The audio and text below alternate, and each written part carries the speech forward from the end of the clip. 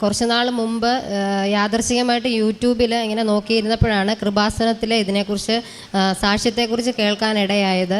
അപ്പം ഞാൻ ഒന്ന് രണ്ട് സാക്ഷ്യം കേട്ട് കഴിഞ്ഞപ്പം എനിക്കൊരു വിശ്വാസത്തിലേക്ക് വരണമെന്ന് തോന്നി. അങ്ങനെ ഞാൻ യൂട്യൂബ് ചാനൽ സബ്സ്ക്രൈബ് ചെയ്തിട്ട് അതിൻ്റെ ഓരോ സാക്ഷ്യങ്ങളും കേൾക്കാൻ തുടങ്ങി. അപ്പം ഇവിടെ വന്ന് ഉടമ്പടി എടുക്കുന്നതിനെക്കുറിച്ച് എനിക്ക് വലിയ ധാരണയൊന്നും ഇല്ലായിരുന്നു. അത് കഴിഞ്ഞ് ഒരു ദിവസം ഞാനും എൻ്റെ ഹസ്ബൻഡും കൂടെ, അതായത് 2022 മാർച്ച് 15-ാം തീയതി ഞങ്ങൾ ഇവിടെ വന്ന് ഉടമ്പടി എടുക്കാൻ വേണ്ടി അല്ലായിരുന്നു വന്നത്, ഇതിൻ്റെ കാര്യങ്ങൾ തിരക്കാൻ വേണ്ടി വന്നതായിരുന്നു. അങ്ങനെ ഇവിടെ വന്നപ്പം ഉടമ്പടി എടുക്കാൻ മാതാവിൻ്റെ അനുഗ്രഹം കൊണ്ട് സാധിച്ചു. അങ്ങനെ ഉടമ്പടിയിൽ നിയോഗം വെച്ചിരുന്ന 6 കാര്യങ്ങളിൽ ഒന്നാമത്തെ കാര്യം, 12 വർഷമായിട്ട് എനിക്ക് പത്തനംതിട്ട മുനിസിപ്പാലിറ്റിയിൽ SC പ്രൊമോട്ടറായിട്ട് ഞാൻ ജോലി ചെയ്ത് വരികയായിരുന്നു. അപ്പം സ്ഥിരമായ ഒരു ജോലി അല്ലായിരുന്നു. അപ്പം ഞാൻ ഒന്നാമത് വെച്ച നിയോഗം എന്ന് വെച്ചാൽ, മാതാവേ എനിക്കൊരു ഗവൺമെൻറ് ജോലി കിട്ടാൻ മാതാവ് സഹായിക്കണമേ എന്ന് പറഞ്ഞ് നിയോഗം വെച്ചു. പിന്നെ എൻ്റെ വീട്ടിൽ എൻ്റെ ഹസ്ബൻഡിന് കുറച്ച് ദേഷ്യമൊക്കെ ഉണ്ട്. അപ്പോൾ പെട്ടെന്ന് എന്തെങ്കിലും പറയുമ്പോൾ പെട്ടെന്ന് ദേഷ്യം വരും. അപ്പം ഞാനിവിടെ വന്ന് മാതാവിനോട് പ്രാർത്ഥിച്ചു, മാതാവേ എൻ്റെ ഹസ്ബൻഡിൻ്റെ ദേഷ്യം മാറ്റി എൻ്റെ വീട്ടിൽ സമാധാനവും സന്തോഷവും ഉണ്ടാകണം, എൻ്റെ ഹസ്ബൻഡിന് ദേഷ്യം ഉണ്ടാകുന്ന ഒരു കാര്യങ്ങളും ഞങ്ങളുടെ ഭാഗത്തുനിന്ന് ഉണ്ടാവരുതേ മാതാവേ എന്ന് പറഞ്ഞ് പ്രാർത്ഥിച്ചു. അതേപോലെ തന്നെ ഞങ്ങൾക്ക് വെള്ളത്തിന് ബുദ്ധിമുട്ടുണ്ടായിരുന്ന സ്ഥലമായിരുന്നു. ഞങ്ങൾ 32 വർഷമായിട്ട് ഞങ്ങൾക്ക് കിണറോ ഒന്നുമില്ല. തൊട്ടടുത്ത വീടിനെ ആശ്രയിച്ചായിരുന്നു ഞങ്ങൾ ജീവിച്ചുകൊണ്ടിരുന്നത് വെള്ളത്തിൻ്റെ കാര്യത്തിൽ. അപ്പോൾ ഇവിടെ വന്ന് ഉടമ്പടി എടുത്തു. നിയോഗങ്ങൾ 6 നിയോഗങ്ങളും വെച്ചു. ഇവിടുത്തെ കാര്യങ്ങൾ അതേപോലെ തന്നെ നോക്കി ഞാൻ എല്ലാ കാര്യങ്ങളും കൃത്യമായിട്ട് ചെയ്തു. അത് കഴിഞ്ഞ് മാർച്ച് 31-ാം തീയതി ആയപ്പോഴത്തേക്ക് പെട്ടെന്ന് സർക്കാർ ഉത്തരവ് വന്നു, 18 വയസ്സ് ടു 30 വയസ്സ് അതിനുള്ളിൽ അത് കഴിയുന്ന ആർക്കും ജോലിയിൽ ഇരിക്കാൻ പറ്റത്തില്ല എന്ന് പറഞ്ഞൊരു ഓർഡർ വന്നു. അങ്ങനെ എൻ്റെ ജോലി നഷ്ടപ്പെട്ട് ഞാൻ ഒരുപാട് വിഷമിച്ചു കഴിഞ്ഞപ്പോൾ ഞാൻ ഡെയിലി മാതാവിനോട് രാവിലെ പ്രത്യക്ഷീകരണ പ്രാർത്ഥന ചൊല്ലും, അതേപോലെ തന്നെ വിശ്വാസ പ്രമാണം ചൊല്ലി ഞാൻ പ്രാർത്ഥിച്ചു. മാതാവേ ഉണ്ടായിരുന്ന ജോലിയും പോയി, എനിക്കൊരു നല്ല ജോലി തരണമേ മാതാവേ, മാതാവിൻ്റെ സാക്ഷിയാക്കി തീർക്കണമേ എന്നും പറഞ്ഞ് ഞാൻ ഒരുപാട് പ്രാർത്ഥിച്ചിട്ട് എൻ്റെ ആ 3 മാസ കാലാവധി കഴിഞ്ഞിട്ട് ഞാൻ ഇവിടെ വന്നപ്പം അച്ഛൻ ഇവിടെ പറയുന്നത് കേട്ടു, നിങ്ങൾ പ്രാർത്ഥിക്കുമ്പോൾ മാതാവിൻ്റെ സാക്ഷിയായി തീരണമേ എന്ന് പറഞ്ഞ് വേണം നിങ്ങൾ പ്രാർത്ഥിക്കാനെന്ന് പറഞ്ഞു. അപ്പം ഞാൻ ഇവിടെ നിന്ന് പ്രാർത്ഥിച്ചിട്ട് ഞാൻ ഇവിടുന്ന് പോയി. എന്നിട്ട് ഞാൻ പറഞ്ഞു, മാതാവേ ഇനിയും ഞാൻ ഇവിടെ വരുവാണെങ്കിൽ എനിക്ക് ഇവിടെ കയറി നിന്ന് സാക്ഷ്യം പറയാൻ മാതാവ് എനിക്ക് അതിനുള്ള അടയാളം തരണമേ എന്ന് പറഞ്ഞിട്ടാണ് ഞാൻ ഇവിടുന്ന് പോയത്. ഞാൻ ഇവിടുന്ന് പോയി ആലപ്പുഴ കഴിഞ്ഞില്ല, അതിനിപ്പുറം വണ്ടിയിൽ ഇരുന്നപ്പോൾ തന്നെ എൻ്റെ ഫോണിൽ ഒരു കോള് വരുന്നുണ്ട്. അപ്പോൾ അതിന് മുമ്പായിട്ട് ഞാൻ അറിഞ്ഞു പത്തനംതിട്ട ജനറൽ ആശുപത്രിയിൽ ഡേറ്റ എൻട്രിക്ക് ആളെ എടുക്കുന്നുണ്ട്. അപ്പം ഞാൻ എന്തായാലും കിട്ടുമോ എന്നൊരു പ്രതീക്ഷയൊന്നും ഇല്ലായിരുന്നു. പക്ഷേ ഞാൻ അവിടെ അപേക്ഷ കൊടുത്തു. അപ്പോൾ അതിൻ്റെ ഇടയ്ക്ക് എനിക്ക് അറിയാൻ കഴിഞ്ഞു ഇവിടെ പാർട്ടിയുടെ നല്ല പിടിപാടുണ്ടെങ്കിൽ മാത്രമേ ഇവിടെ കിട്ടാൻ പറ്റത്തുള്ളൂ. അപ്പം എനിക്ക് മുന്നേ ഉള്ള കുറേ ആൾക്കാർ അവിടെ അപേക്ഷയൊക്കെ കൊടുത്തിട്ടുണ്ട്, അവർക്ക് വേണ്ടിയിട്ടാണ് റെക്കമെൻഡേഷനൊക്കെ പോയേക്കുന്നതെന്ന് അറിഞ്ഞു. അപ്പോൾ എനിക്ക് വലിയ പ്രതീക്ഷയില്ലായിരുന്നു. എന്നിട്ടും ഞാനിവിടെ വന്ന് പ്രാർത്ഥിച്ചു. അപ്പം ഞാൻ വണ്ടി ഇരുന്നപ്പോൾ എന്നെ വിളിച്ച ആൾ പറഞ്ഞു, ഗോപികയുടെ പേര് പാർട്ടിയുടെ ഓഫീസിൽ നിന്നൊന്നും പോയിട്ടില്ല, അതുകൊണ്ട് ഗോപിക അത്യാവശ്യമായിട്ടും പിന്നെ ആരെങ്കിലും ചെന്ന് കണ്ടു പറഞ്ഞെങ്കിൽ മാത്രമേ ഗോപിക്ക് ജോലി കിട്ടത്തുള്ളൂ എന്ന് പറഞ്ഞു. അപ്പം ഞാൻ എന്തും വരട്ടെ, എല്ലാം ഞാൻ മാതാവിൽ അർപ്പിച്ചുകൊണ്ട് ഞാൻ ആരെയും പോയി കാണാനോ എടുക്കാനോ ഒന്നും അധികം നിന്നില്ല. ഞാൻ 1-2 പേരോട് പറഞ്ഞു, അവരെനിക്ക് വലിയ പ്രതീക്ഷയൊന്നും തന്നില്ല. എന്നിട്ട് ഞാൻ ഇൻ്റർവ്യൂവിൻ്റെ ഡേറ്റായി ഞാൻ ഇൻ്റർവ്യൂവിന് പോയി. ആ പോയ സമയത്ത് ഞാൻ എൻ്റെ കയ്യിൽ കാശുരൂപം അല്ലാതെയാണെങ്കിലും എപ്പോഴും ഞാനിവിടെ ഉടമ്പടി എടുത്ത അന്ന് മുതൽ കാശുരൂപം എൻ്റെ കൈ കരുതും.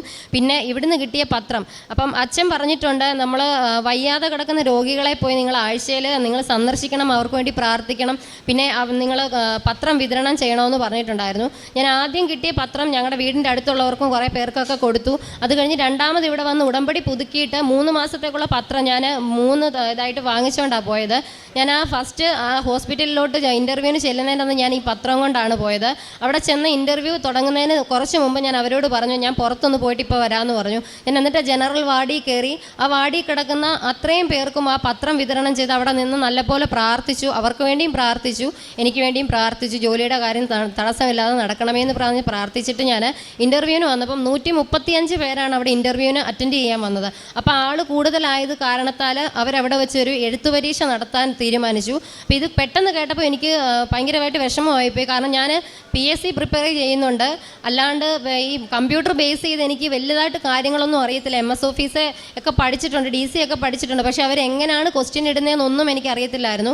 എന്നിട്ട് ഞാൻ ഇൻ്റർവ്യൂ അറ്റൻഡ് ചെയ്തു, എഴുത്തു പരീക്ഷ അറ്റൻഡ് ചെയ്തു. എഴുത്തു പരീക്ഷയുടെ റിസൾട്ട് വന്നപ്പം 135 പേര് പരീക്ഷ എഴുതിയതിൽ 5ാമതായിട്ട് എൻ്റെ പേര് വന്നു.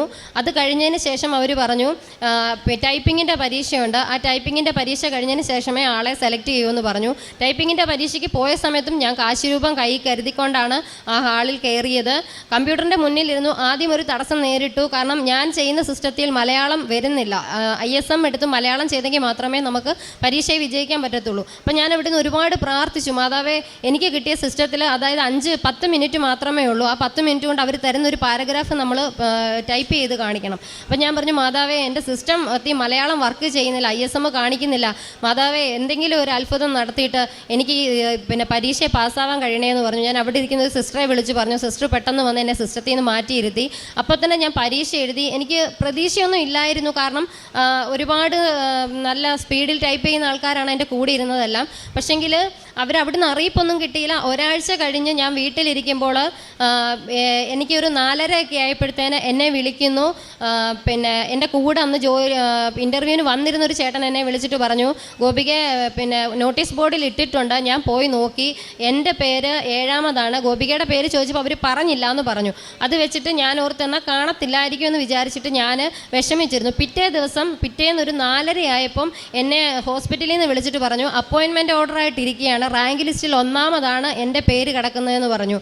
ഇത്രയും അനുഗ്രഹം തന്ന മാതാവിനോട് സത്യത്തിൽ ഒരുപാട് എനിക്ക് സങ്കടവും വന്നു, വിഷമവും ഒക്കെ വന്നു. കാരണം വിഷമം വന്നത് വേറൊന്നും കൊണ്ടല്ല, ഞാൻ അവിടെ നിന്ന് എനിക്ക് അല്പം പ്രതീക്ഷ കൈവിട്ട് പോയിരുന്നു. കാരണം എനിക്ക് കിട്ടത്തില്ല എന്നൊരു പ്രതീക്ഷയായിപ്പോയിരുന്നു. പക്ഷേ റാങ്ക് ലിസ്റ്റിൽ 1ാമത് എൻ്റെ പേര് വന്നു എന്ന് പറഞ്ഞപ്പം എനിക്ക് ഒരുപാട് മാതാവിനോട് ഒരുപാട് നന്ദിയും കടപ്പാടും ഞാൻ രേഖപ്പെടുത്തുന്നു.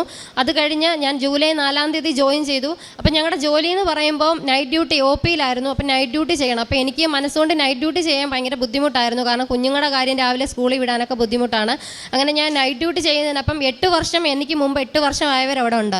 അപ്പം എന്തായാലും അവർക്ക് ഇത് മാറ്റാതൊന്നും എനിക്ക് പെട്ടെന്നൊരു മാറ്റമൊന്നും കിട്ടത്തില്ല എന്ന് എനിക്കറിയാം. എന്നിട്ടും ഞാൻ പ്രാർത്ഥിച്ചു. വൈകിട്ട് ഞാൻ പ്രത്യക്ഷീകരണ പ്രാർത്ഥന ചൊല്ലി തിരി കത്തിച്ച് പ്രാർത്ഥിച്ചപ്പോൾ ഞാൻ പറഞ്ഞു, മാതാവേ എന്തെങ്കിലും ഒരു അനുഗ്രഹം തന്ന് എന്തെങ്കിലും ഒരു അത്ഭുതം കാണിച്ചിട്ട് നൈറ്റ് ഡ്യൂട്ടിയിൽ നിന്ന് എന്നെ ഒന്ന് ഒഴിവാക്കി തരണേ എന്ന് പറഞ്ഞ് പ്രാർത്ഥിച്ചു. എന്നിട്ട് ഞാൻ പിറ്റേ ദിവസം രാവിലെ OP കൗണ്ടറിൽ ചെല്ലുമ്പം അവരങ്ങോട്ടും ഇങ്ങോട്ടും ഇന്ന് സംസാരിച്ചിട്ട് എന്നോട് ചോദിക്കുന്നു, ഗോപികയ്ക്ക് സ്വാബിൽ അതായത് കോവിഡ് ടെസ്റ്റ് ചെയ്യുന്നിടത്ത് പോകാൻ പറ്റുമോ എന്ന് ചോദിച്ചു. ഞാൻ പറഞ്ഞു പോകാം, കുഴപ്പമില്ല. അപ്പം ഞാൻ ചോദിച്ചു, എന്താ നിങ്ങൾക്ക് പോയാൽ അത് ഞങ്ങൾക്ക് ബുദ്ധിമുട്ടുണ്ട്, അതുകൊണ്ട് ഗോപിക പോകാമോ എന്ന് ചോദിച്ചു. അപ്പം പുതിയതായിട്ട് ചെന്ന ആളായതുകൊണ്ട് ഞാൻ എതിർത്തൊന്നും പറഞ്ഞില്ല, ഞാൻ പോകാമെന്ന് പറഞ്ഞു.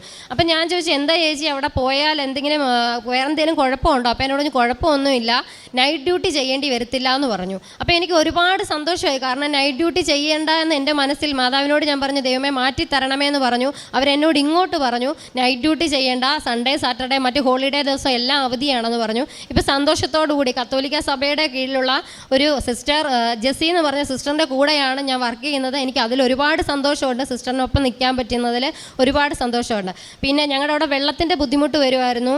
വർഷങ്ങളായിട്ട് ഞങ്ങൾ താമസിച്ച് ചെന്നിട്ട് ഞങ്ങൾക്കൊരു കുഴൽക്കിണർ അടിക്കാനുള്ള നിവൃത്തിയൊന്നും ഇല്ലായിരുന്നു. അപ്പം ഞാൻ ഇവിടെ വന്നിട്ട് ഞാൻ മാതാവിനോട് പ്രാർത്ഥിച്ചു, മാതാവേ ഞങ്ങൾക്ക് പൈസയുടെ കാര്യം ഒന്നും റെഡി ആയിട്ടില്ല, കുഴൽക്കിണർ അടിക്കണമെങ്കിൽ എങ്ങനെ പോയാലും 1 ലക്ഷം രൂപയിൽ കൂടുതലാവും. അപ്പോൾ അതുകൊണ്ട് മാതാവ് എന്തെങ്കിലും ഒരു ഇത് കാണിച്ച് ഞങ്ങൾക്ക് വെള്ളത്തിനുള്ള ബുദ്ധിമുട്ട് മാറ്റി തരണേ. ഉണക്ക് വരുമ്പം 10,000-7,000 രൂപ കൊടുത്തിട്ടാണ് ഞങ്ങൾ വെള്ളം ഇറക്കുന്നത്. അപ്പോൾ അതൊന്ന് മാറ്റി തരണേ എന്ന് പറഞ്ഞ് പ്രാർത്ഥിച്ചു. അതിൻ്റെ ഫലമായിട്ട് പെട്ടെന്ന് തന്നെ ഞങ്ങൾക്ക് കുഴൽക്കിണർ അടിക്കാനും കൊണ്ട് ഞങ്ങൾ തുടങ്ങി. ആ കുഴൽക്കിണർ അടിക്കുന്നതിന് മുമ്പ് ഞങ്ങൾ ഗ്രൗണ്ട് വാട്ടർ ഡിപ്പാർട്ട്മെൻറ്റ് ബന്ധപ്പെട്ടപ്പോൾ അവർ പറഞ്ഞു, നമ്മുടെ അവിടെ നല്ല കുന്നും പ്രദേശമാണ്, പാറയാണ്, അതുകൊണ്ട് വെള്ളം കിട്ടാൻ സാധ്യത കുറവാണ്. ഒരു 90 അടിയൊക്കെ ചെല്ലുമ്പോൾ ചിലപ്പം വെള്ളത്തിൻ്റെ ഒരു കണ്ടൻറ്റ് കാണും, എന്നാലും താഴോട്ട് വെള്ളമൊന്നും കാണാൻ സാധ്യതയില്ല എന്ന് പറഞ്ഞു. ഞാൻ രാവിലെ അവർ വരുന്നതിൻ്റെ അന്ന് രാവിലെ ഇവിടുന്ന് തന്ന ഉപ്പ്, നേർച്ച വസ്തുവായ ഉപ്പ് കൊണ്ടുവന്ന് ആ കുഴൽക്കിണർ അടിക്കാൻ സ്ഥാനം കണ്ടെടുത്ത് കൊണ്ടിട്ടിട്ട് അവിടെ നിന്ന് ഞാൻ പ്രത്യക്ഷീകരണ പ്രാർത്ഥന ചൊല്ലി പ്രാർത്ഥിച്ചു. അത്ഭുതം എന്ന് പറയട്ടെ, കുഴൽക്കിണർ അടിച്ചു. 60 അടി ആയപ്പോഴത്തേക്ക് ഞങ്ങൾക്ക് വെള്ളം കിട്ടി. ഇപ്പം ഞങ്ങൾ 400 അടി അടിച്ചു. ഇപ്പം ഞങ്ങൾക്ക് നോക്കുമ്പോൾ തന്നെ വെള്ളം കിടക്കുന്ന കാണാം. ഇതുവരെ ഞങ്ങൾക്ക് വെള്ളത്തിന് ഒരു ബുദ്ധിമുട്ടും മാതാവിൻ്റെ അനുഗ്രഹം കൊണ്ട് ഉണ്ടാകാതെ, വെള്ളത്തിൻ്റെ ബുദ്ധിമുട്ടുണ്ടോ ഒന്നും ഉണ്ടായിട്ടില്ല. പിന്നീട് ഞാനിവിടെ നിയോഗത്തിൽ വെക്കാത്തൊരു കാര്യമായിരുന്നു. എൻ്റെ മാമൻ്റെ മോന് എന്നോട് ഇങ്ങോട്ട് പറഞ്ഞു, കൃപാസനത്തിൽ പോയെന്ന് പറഞ്ഞപ്പോൾ എന്നോട് പറഞ്ഞു, ചേച്ചിയുടെ മാതാവിന് ശക്തി ഉണ്ടെന്നല്ലേ പറഞ്ഞേ, അപ്പോൾ ചേച്ചി എനിക്ക് വേണ്ടിയിട്ടൊന്ന് പ്രാർത്ഥിക്കണം, എനിക്ക് നാട്ടിൽ നിൽക്കാൻ താല്പര്യമില്ല, എനിക്ക് പുറത്തു പോകണം. അവൻ പാസ്പോർട്ട് എടുത്തിട്ട് ഒന്നുമില്ല. എന്നിട്ട് ഞാൻ പറഞ്ഞു, ഞാൻ പ്രാർത്ഥിക്കാമെന്ന് പറഞ്ഞു. ഞാൻ പ്രാർത്ഥിച്ചു. പഠിച്ചു. അവനവിടെ മൗണ്ട് താബോർ സ്കൂളിൽ വർക്ക് ചെയ്യുമായിരുന്നു. അവിടുന്ന് എന്തൊക്കെ പറഞ്ഞിട്ടും അവൻ ആ സ്കൂളിൽ നിന്ന് ജോലി കളയത്തില്ലായിരുന്നു. അവസാനം അവർ തന്നെ ഇങ്ങോട്ട് പറഞ്ഞു. ഒരു ദിവസം താമസിച്ച് ചെന്നുകൊണ്ട് അവർ പറഞ്ഞു നീ വരണ്ടെന്ന് പറഞ്ഞു. അതിൻ്റെ പിറ്റേ ആഴ്ച തന്നെ അവന് പാസ്പോർട്ടിന് അപ്ലൈ ചെയ്ത് പാസ്പോർട്ട് കൈ കിട്ടിയതിൻ്റെ ഒരാഴ്ച കഴിഞ്ഞപ്പോൾ അവന് ജോലിയുടെ കാര്യവും റെഡിയായി. ഇപ്പോൾ ചൊവ്വാഴ്ച അവന് പിന്നെ ഗൾഫിലേക്ക് പോവുകയാണ്. പിന്നെ ഉള്ളതെന്ന് വെച്ച് കഴിഞ്ഞാൽ പിന്നെ ഉണ്ടായിരുന്ന ഒരു അത്ഭുതം എന്ന് പറഞ്ഞു കഴിഞ്ഞാൽ എൻ്റെ കുഞ്ഞുങ്ങളുടെ കാര്യത്തിൽ ഞാൻ ഇവിടെ വന്ന് ഒരുപാട് പ്രാർത്ഥിച്ചു. മാതാവേ, എൻ്റെ കുഞ്ഞുങ്ങൾ പഠിത്ത കാര്യത്തിൽ എൻ്റെ മോൻ നന്നായിട്ട് പഠിക്കുമായിരുന്നു. പിന്നെ കുറച്ച് നാൾ കഴിഞ്ഞപ്പോൾ അവന് പുറകിലോട്ട് പോയി. അപ്പോൾ ഞാൻ ഒരുപാട് പ്രാർത്ഥിച്ചു, മാതാവേ എൻ്റെ കുഞ്ഞിൻ്റെ വിദ്യാഭ്യാസ കാര്യത്തിൽ അവനെ മുന്നോട്ട് നടത്തണമെന്ന് പറഞ്ഞ് പ്രാർത്ഥിച്ചു. അവന് കഴിഞ്ഞ പരീക്ഷയിൽ അവൻ എന്നെ പേപ്പർ കൊണ്ടുവന്ന് കാണിച്ചു. അവൻ എഴുതിയ വിഷയത്തിനെല്ലാം അവൻ ജയിക്കുകയും ഫുൾ മാർക്ക് 3 വിഷയത്തിന് ഫുൾ മാർക്ക് അവന് കിട്ടുകയും ചെയ്തു. പിന്നെ സമയത്തിൻ്റെ പരിമിതി കൊണ്ട് എനിക്ക് എല്ലാ കാര്യമൊന്നും പറയാൻ പറ്റത്തില്ല. ചെറുതും വലുതുമായ ഒരുപാട് അനുഗ്രഹങ്ങൾ മാതാവിൻ്റെ മധ്യസ്ഥത്തിൽ എനിക്ക് ഉണ്ടായി. ഇത്രയും നല്ല രീതിയിൽ വിശ്വാസത്തിലേക്ക് വരുവാനും ഈ ഉടമ്പടി കൃത്യമായിട്ട് നടത്തുവാനും മാതാവിൻ്റെ ഇനി അങ്ങോട്ടുള്ള ജീവിതത്തിലും മാതാവിനെയും കർത്താവ് ഈശോ മിശിഹായെയും മുന്നിൽ നിർത്തി ജീവിക്കുവാൻ എന്നെ അനുഗ്രഹിക്കണമെന്ന് മാതാവിനോട് പ്രാർത്ഥിച്ചുകൊണ്ട് നിർത്തുന്നു.